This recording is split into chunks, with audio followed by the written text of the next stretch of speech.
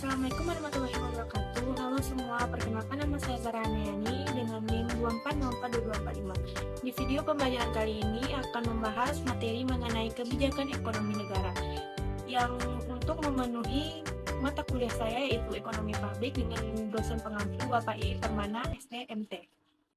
Masuk saja kepada pengertian kebijakan ekonomi negara. Kebijakan ekonomi negara merupakan serangkaian tindakan keputusan pemerintah dalam mengatur kegiatan ekonomi, pemerataan kesejahteraan, stabilitas harga, dan pengendalian inflasi. Menurut Sukirno, tahun 2016, kebijakan ekonomi adalah langkah-langkah yang diambil pemerintah untuk mempengaruhi jalannya perekonomian agar sesuai dengan sasaran pembangunan nasional. Sementara itu, Samuelson dan Northouse 2010 menegaskan bahwa kebijakan ekonomi negara berfungsi mengoreksi kegagalan pasar dan menjaga stabilitas ekonomi makro. Masuk kepada materi tujuan ekonomi publik. Tujuan kebijakan ekonomi pada dasarnya adalah untuk mencapai kesejahteraan masyarakat melalui pengelolaan perekonomian yang stabil, adil, dan berkelanjutan.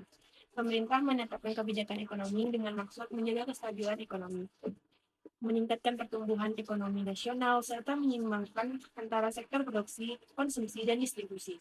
Selain itu, kebijakan ekonomi juga bertujuan mengurangi tingkat pengangguran dengan membuka lapangan pembangunan infrastruktur. Pemerintah berupaya mengendalikan inflasi agar harga dan jasa tetap stabil, menjaga daya beli masyarakat, serta mendorong kesenjangan sosial agar tidak semakin melebar.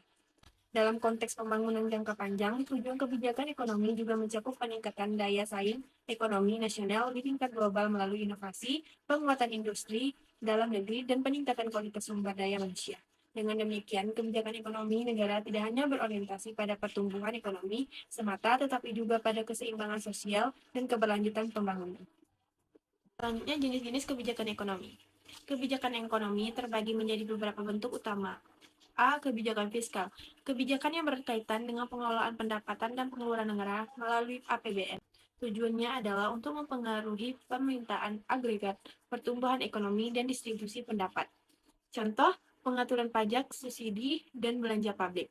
Yang ke B, ada kebijakan moneter. Dikeluarkan oleh Bank Indonesia, kebijakan ini bertujuan untuk menjaga kestabilan nilai rupiah dengan mengatur jumlah uang beredar dan suku bunga. Instrumennya meliputi operasi pasar terbuka, penetapan suku bunga acuan, dan rasio cadangan. Selanjutnya C. Perdagangan. Kebijakan ini mengatur ekspor dan impor barang atau jasa dengan tujuan melindungi dan industri dalam negeri serta memperkuat neraca perdagangan. Contohnya penerapan tarif bea masuk, kuota impor, perjanjian dagang internasional. Yang D. Kebijakan industri dan investasi. Difokuskan pada pengembangan sektor-sektor strategis dan penciptaan iklim investasi yang kondusif. Pemerintah melalui Kementerian Investasi atau BKPM memberikan insentif pajak dan kemudahan perizinan bagi investor. Bertujuan melindungi tenaga kerja, meningkatkan kesejahteraan masyarakat, dan memperluas lapangan kerja. Contohnya ada program Kartu Prakerja, BLT, dan BPJS Ketenagakerjaan. Selanjutnya, implementasi di Indonesia. Dalam konteks Indonesia, kebijakan ekonomi sering berorientasi pada pembangunan inklusif dan berkelanjutan. Beberapa kebijakan penting antara lain yaitu ada UU Cipta Kerja 2020 untuk memperbaiki iklim investasi. Ada transformasi ekonomi hijau dalam rencana pembangunan jangka panjang. Ada juga nasional atau RPJPN 2025-2045, program hilirisasi industri untuk meningkatkan nilai tambah ekspor, dan yang terakhir subsidi energi dan bantuan sosial untuk menjaga daya beli masyarakat. Selanjutnya masuk kepada beberapa tantangan utama dalam pelaksanaan. Kebijakan ekonomi negara meliputi 1. Ketimpangan sosial dan ekonomi antar wilayah. 2. Ketergantungan pada komoditas ekspor. 3. Fluktuasi ekonomi global. 4. Korupsi dan birokrasi yang belum efisien. Dan 5. Kesenjangan digital dan rendahnya kualitas SDM. Ekonomi negara merupakan instrumen vital untuk mengatur ekonomi nasional agar sejalan dengan tujuan pembangunan.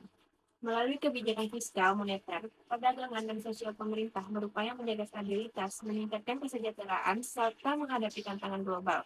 Efektivitas kebijakan sangat bergantung pada sinergi antar lembaga, transparansi, dan partisipasi publik.